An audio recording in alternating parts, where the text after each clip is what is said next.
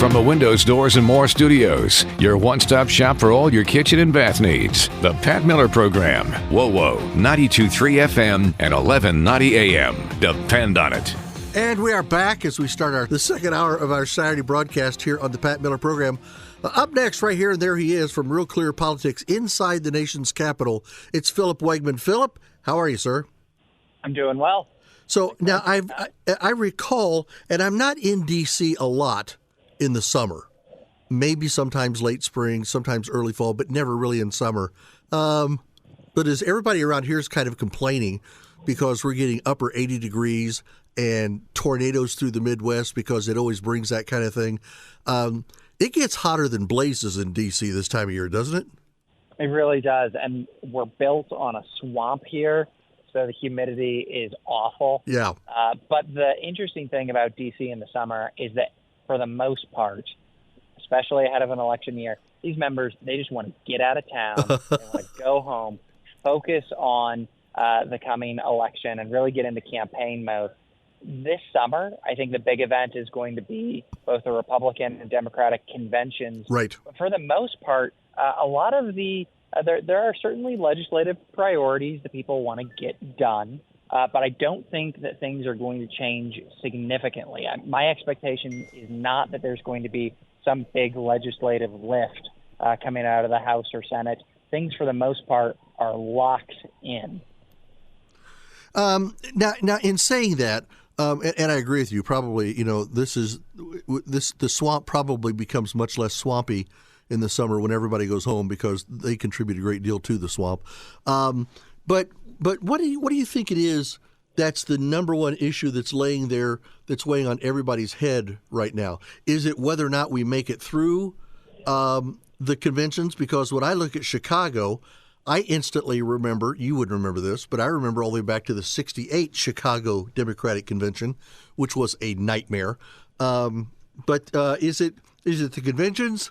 Is it how much debt we still have? Is it that we can't seem to get anything done in D.C.?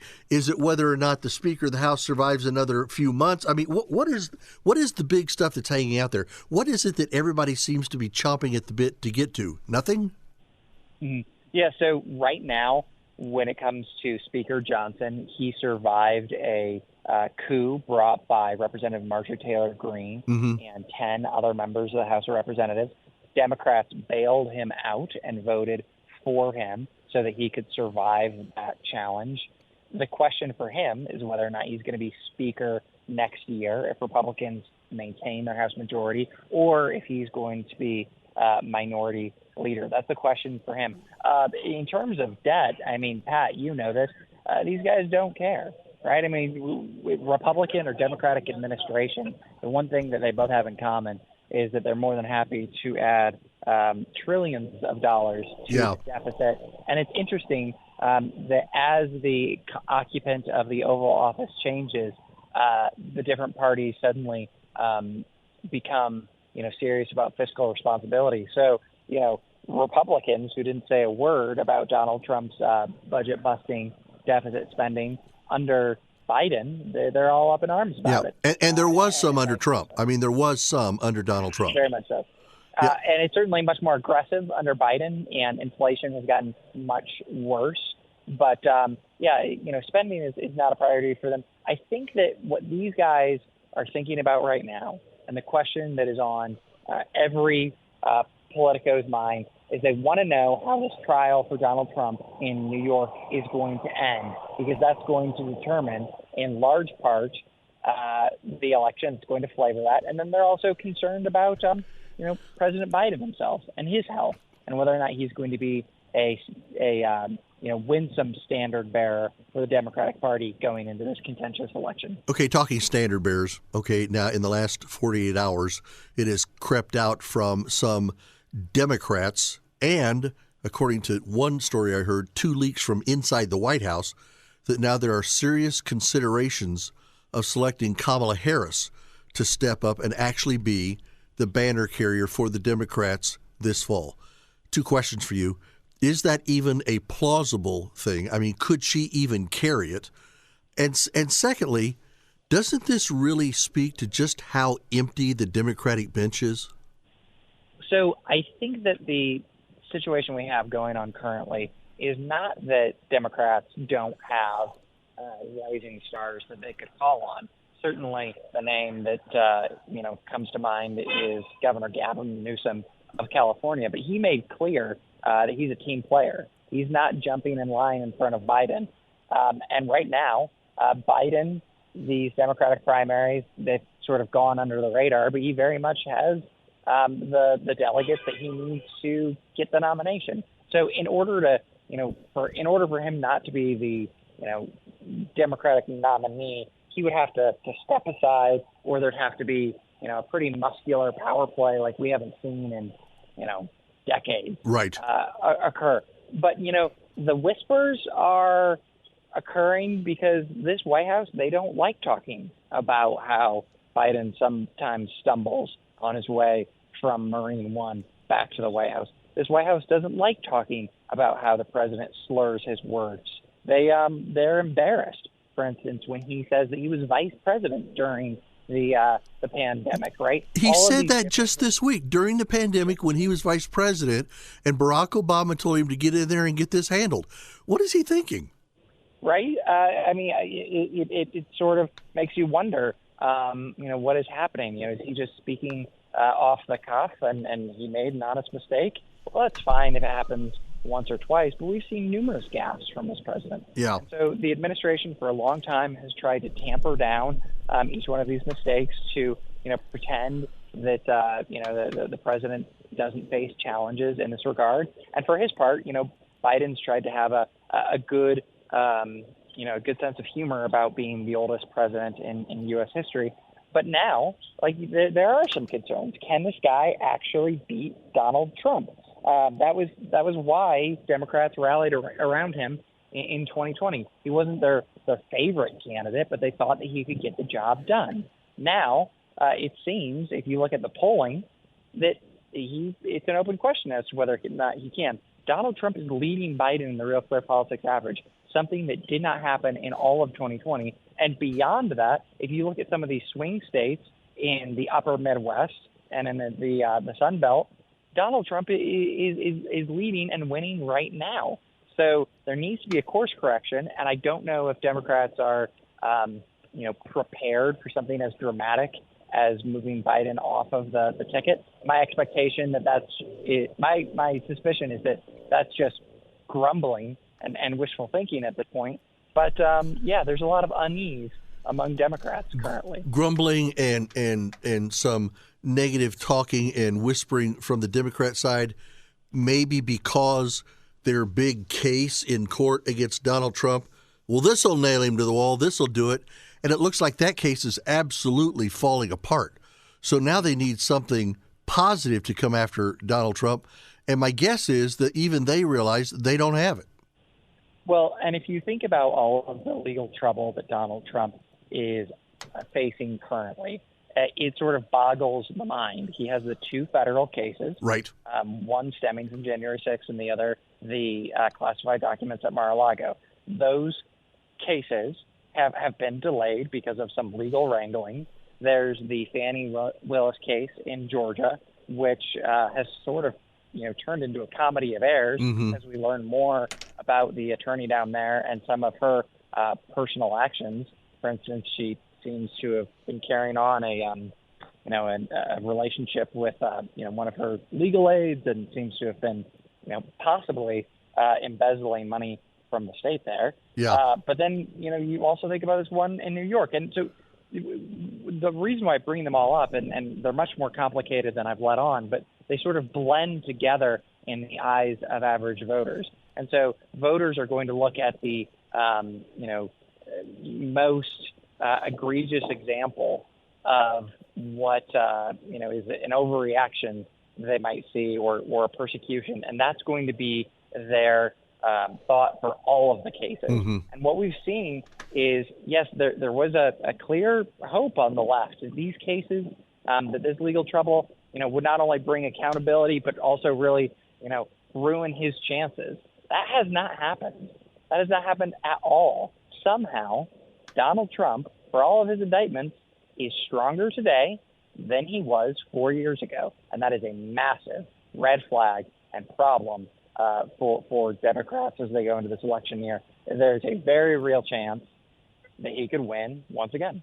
I don't think that Democrats on Capitol Hill or around the White House come running up to you, Philip, I've been wanting to talk to you. I need to tell you what I think about what's going on and what Democrats can do to win. I don't think that they want to fill your head with that. I don't think they would trust you to carry their message or anything like that. But do you sometimes in your meetings, in your times when you're there in the press room, when you're in the press briefing room, do you sometimes hear things? I mean, do you get a sense? Is there a genuine, in your view, a genuine malaise setting over the Democrat Party, and some of them are now saying, we don't have that many months left here? There's some frustration on the legislative front. Biden has been able to get through a lot of different things that he's wanted. If you think about the Inflation Reduction Act, if you think about some of the spending packages for Ukraine, he's been able to get that across the finish line.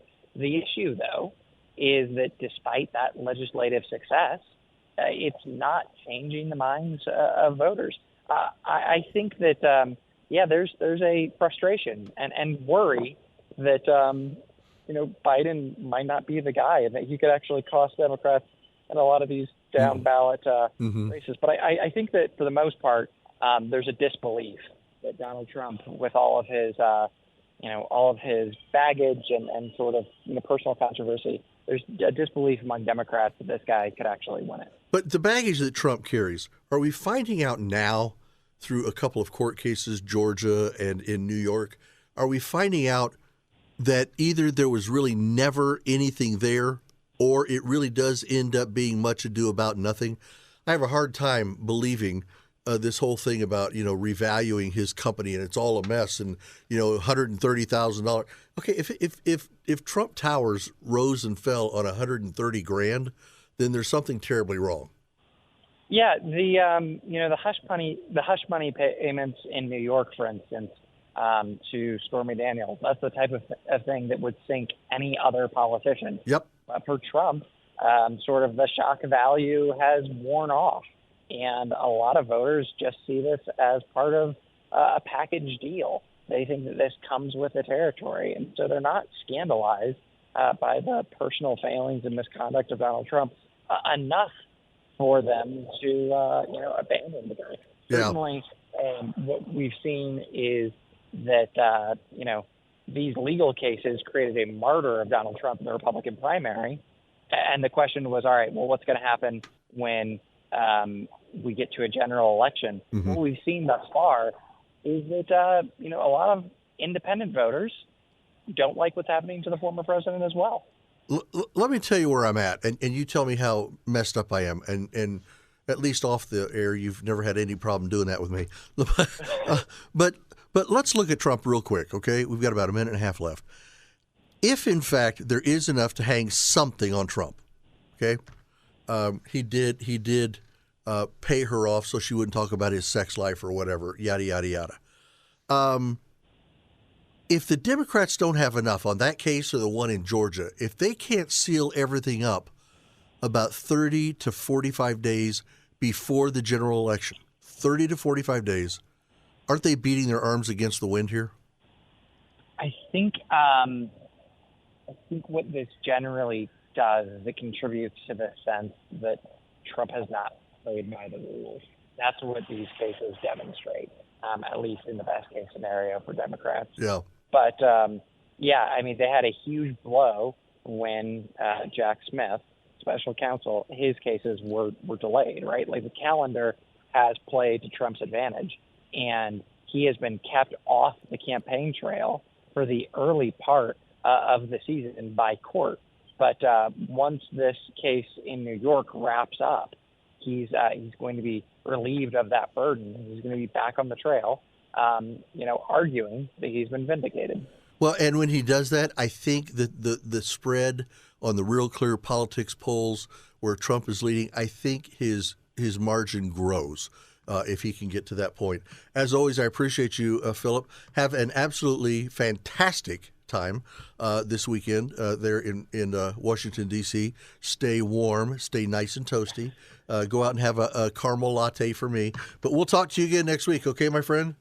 Thank you, Pat. I appreciate it. Philip Wegman from Real Clear Politics. Back with more straight ahead right here on WOWO 92.3 FM, 1190 AM.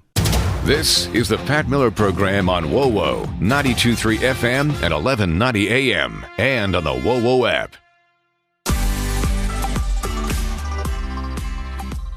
And we're back again. My thanks to Philip Wegman for being with us today from what really is, I wasn't making that up. If you're there in Washington, D.C., when it is kind of muggy, it is excruciatingly muggy in Washington, D.C. So he'll be spending a lot of time in air-conditioned comfort, I believe. Now, some things to just back up on what he and I said a little bit about the president and just not being able to keep everything where it needs to be. He actually said, when I was vice president, things were kind of bad during the pandemic. And what happened was Barack said to me, go to Detroit and help fix it.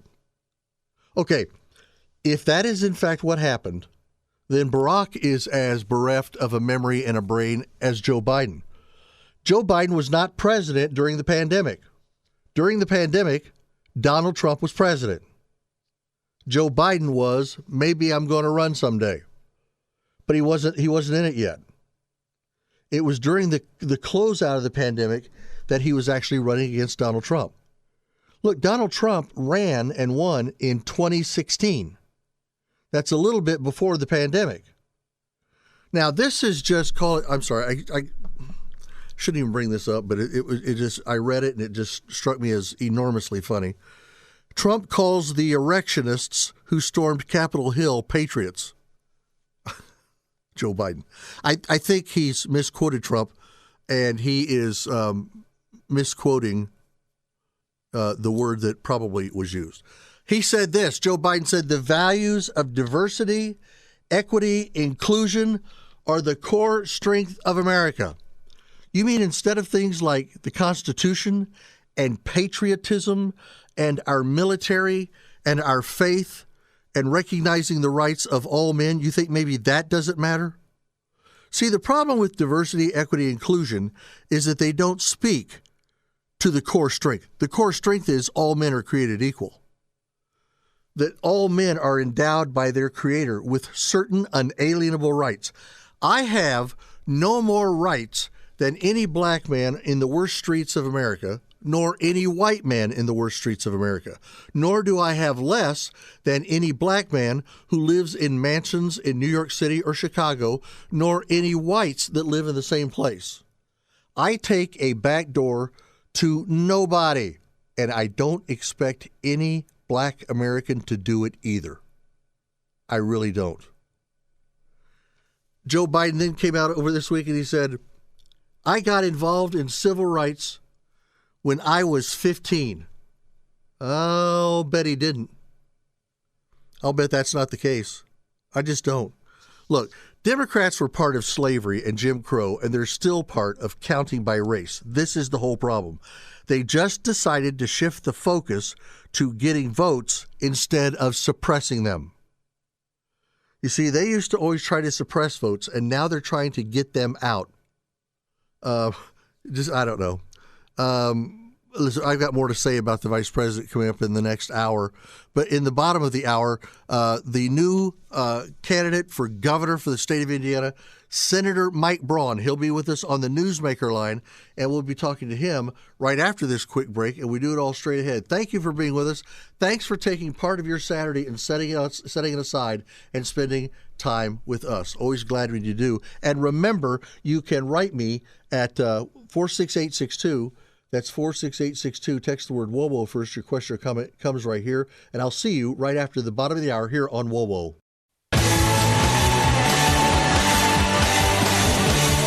And thanks for hanging with us through our break at the bottom of the hour on this Saturday. Always glad you guys are with us. I'm really glad you're with us right now because on the other end of the Newsmaker line from the nation's capital, we've got Senator Mike Braun. And Senator, my producer says, so what do I call him this time?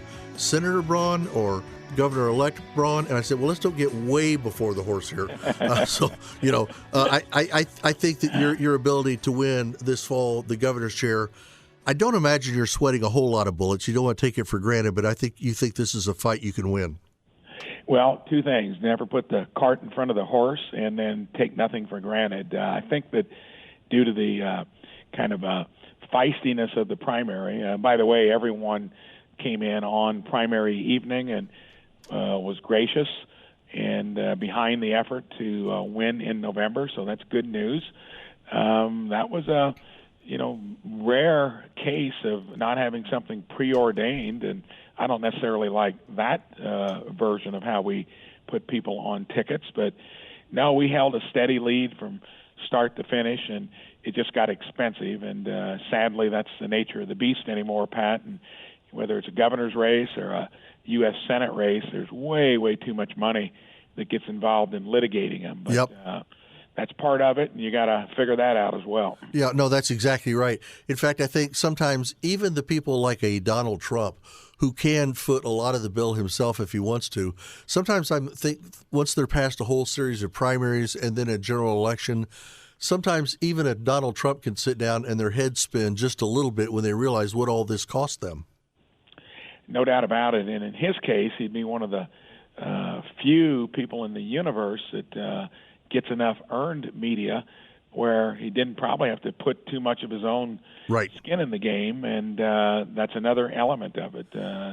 Most of us wouldn't have that kind of a universal idea. And this funny thing is, Pat, even when you're the governor of a state, there's still 10 to 15% when they get polled say, well, I don't know that name. And that's hard to believe. And a senator actually has a little less name ID than the governor would. Isn't that shocking? I mean, seriously. Is shocking. Yeah. It's like sometimes I hear people talking at a restaurant, and I want to lean over from my table to theirs and go, excuse me just a minute. Do you all never watch TV? Do you never listen to radio? Do you not know who this is? But some of them are really, and I'm talking about sometimes college students who are supposed to be among the most plugged in, the brightest among us. Sometimes I'm not sure that they map up to either one of those claims. No, I think they are kind of got their own juxtaposition to the real world and the politics. And much of it is looking to see, sadly, what government might do for you. And in the case of the federal government, we've talked about it often.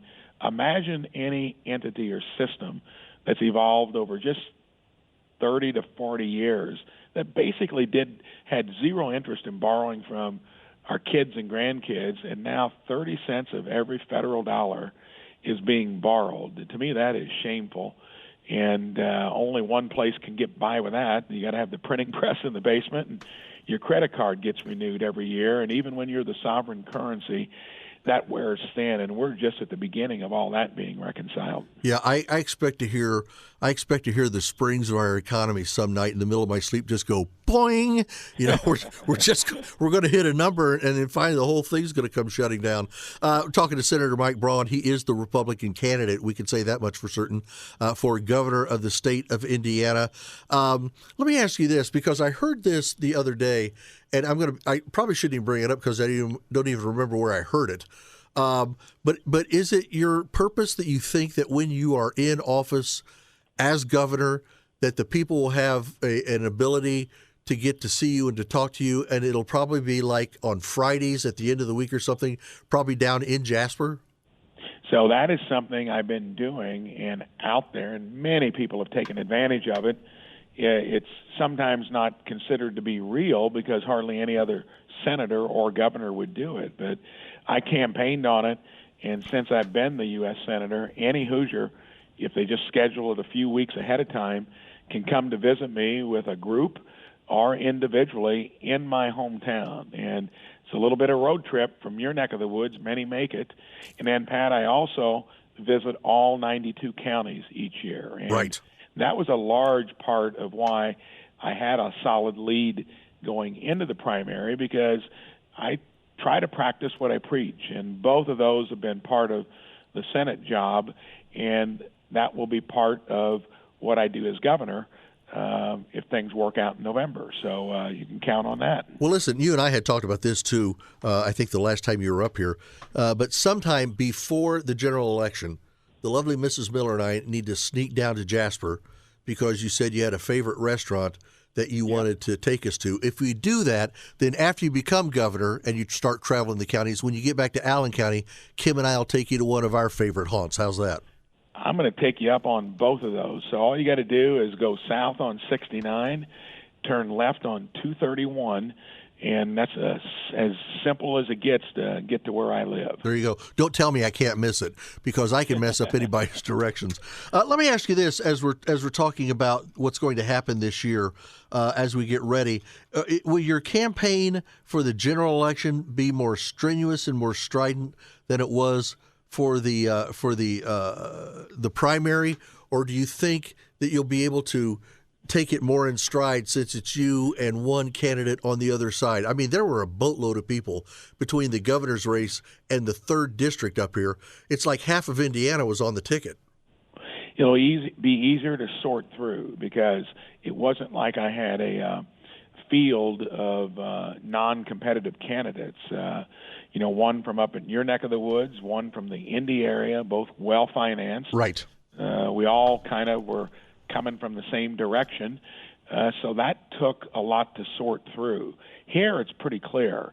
The Democratic Party in Indiana is pretty well sidled up with the big D, or the National Democrats. And I think that's why they've had trouble over the last 15 to 20 years.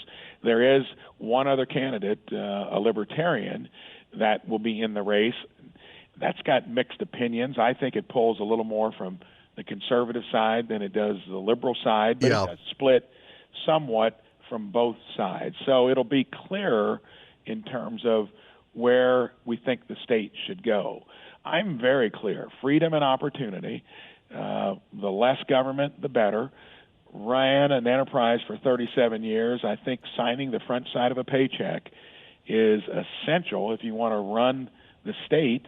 And then I did serve here enough to know exactly how the interface should be with the federal government, and 3 years as a state legislator. That's plenty of experience. It's harder running a business than it is politics and government. So I think the navigation in the general will be a little simpler.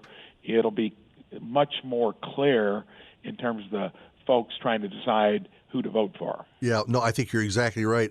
As we look to this now, as we finish up here, Senator Braun, soon to be Governor Braun, as we look at this, what do you consider to be one of the things that you think will be a pressing issue before you step away from being senator? What is it that you'd really like to see the Senate deal with before you're out of there? Well, it's the issue I've been the loudest voice on, Pat, and it's like talking to the side of my barn back home. It would be, do not borrow money from our kids and grandkids for your latest and greatest idea. And we've been on that track, and this is going to sound a little bit ironic because we looked to Ronald Reagan, and he was right that we needed to incentivize growth by lowering the tax load, which was heavy. But no one since 1980 has paid any attention to the spending side of the ledger. And Republicans have been as guilty as Democrats in many cases because we tout ourselves as fiscal conservatives. I'm going to keep talking about that. It won't happen. That's sadly going to be litigated as we run this thing further into the ditch. But I'd love to see that getting term limits and a balanced budget amendment. And probably both of those will come when it gets to be heavy remediation, because I don't think it'll be done preemptively. And the states can weigh in on that through Article 5, which on term limits, we need it. Look what we've been sending here. Career politicians, look what they've given us. Right. No. And when a career politician falls into the trough where it's the same thing every time, all they do is come back home and run for office and say a few of the right words, get put back in, and then they go back, and then it's just business as usual.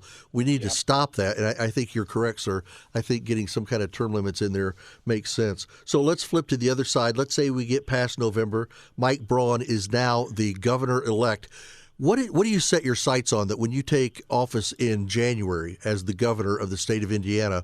What is it that you think is one of the primary things that you want to tackle here in the Hoosier State? So that's been very clear, and I've been taking a poll on that for 5.5 years as I visit all these counties and people come to visit me. So you heard a lot about border and the economy. The economy from national stuff is always going to resonate down to the states. People said, why are you worried about border? Well, most Republican primary voters wanted you to have some input on it. But let's get beyond the national issues. In our own state, by far what I've heard most granular complaint about has been property taxes going up, impacting the people that can afford the increases the least.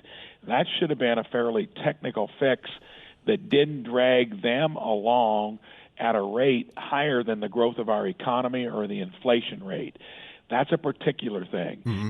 Going beyond that, workforce education, we still are not generating the right mix of what we bring out of high school students to where they got basic life skills.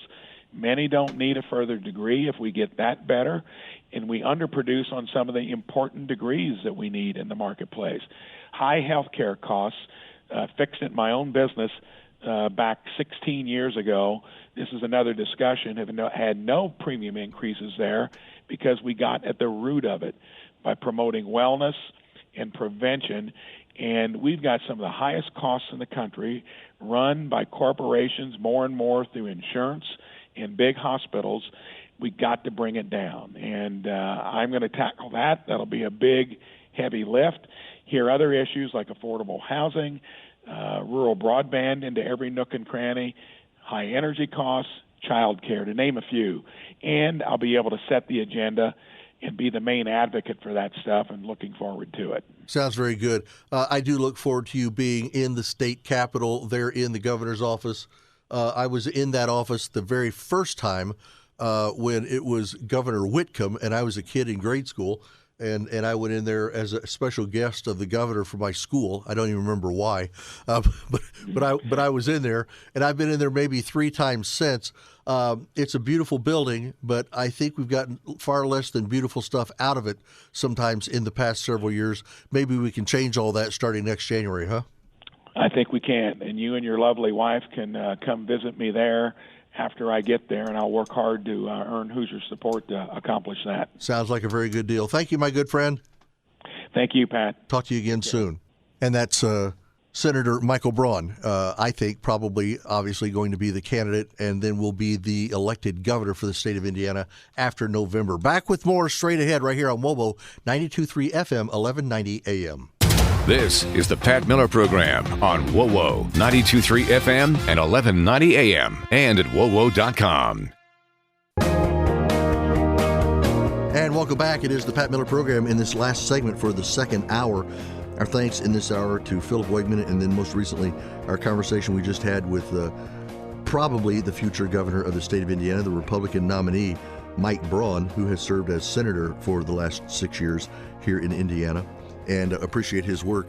Coming up in the next hour, we will speak to our representative from the 122nd who will be here as we talk about the switchover into the F-jets coming out of the A-10s. And it's a huge changeover. We were out there about a month ago out there at the base, and when they walked us through everything going on and everything that they needed to do, it really was pretty amazing, the stuff that's there that they need to get taken care of.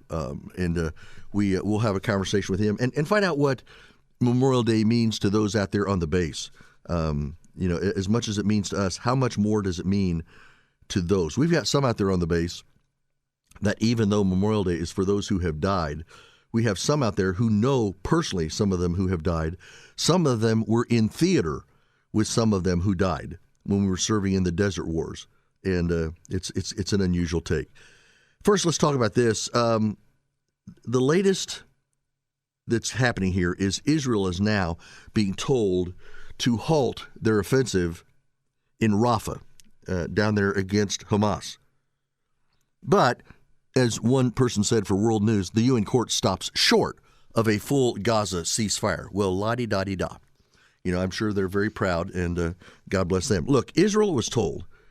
to halt its military offensive in the southern Gaza city of Rafah, but judges on the top United Nations court stopped short of ordering a full ceasefire throughout the Palestinian territory.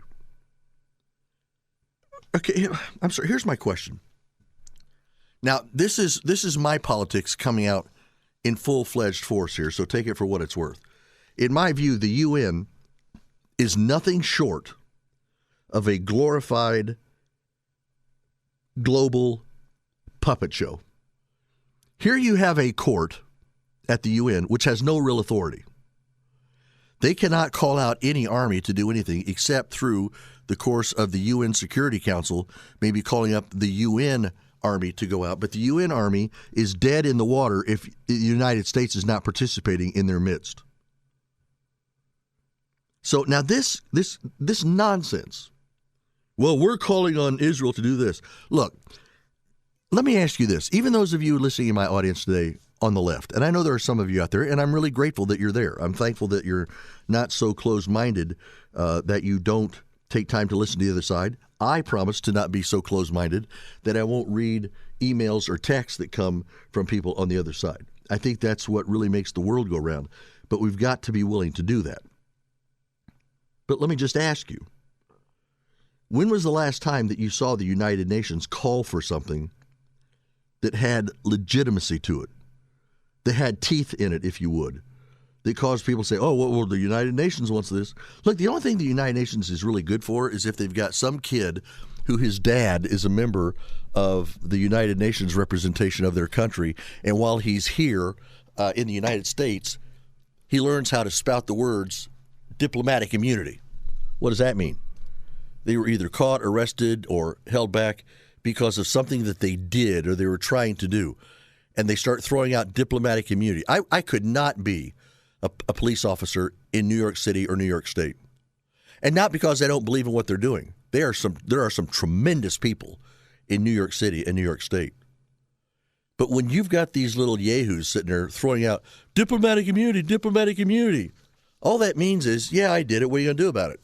You can't touch me. And if things get too nasty and all that, what does Dad do?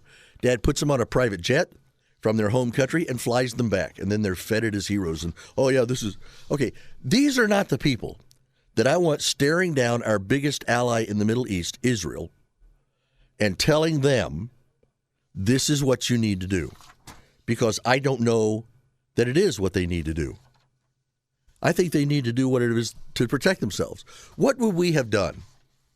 What would we have done if they would have done the same to us about retaliating after 9/11?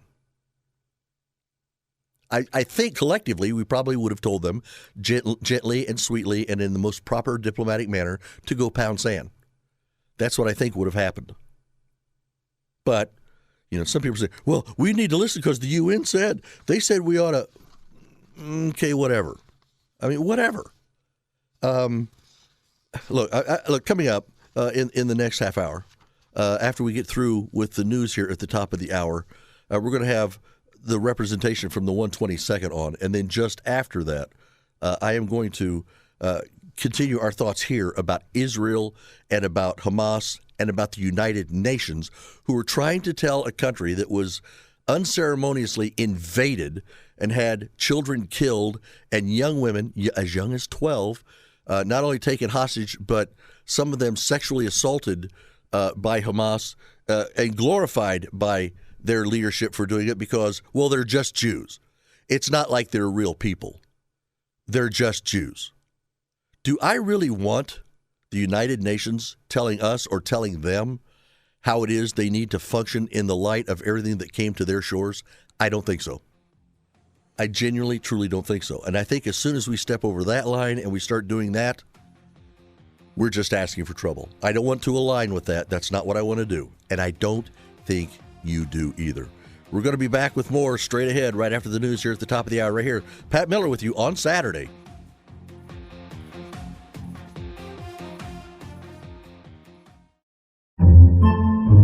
Podcasts by Federated Media.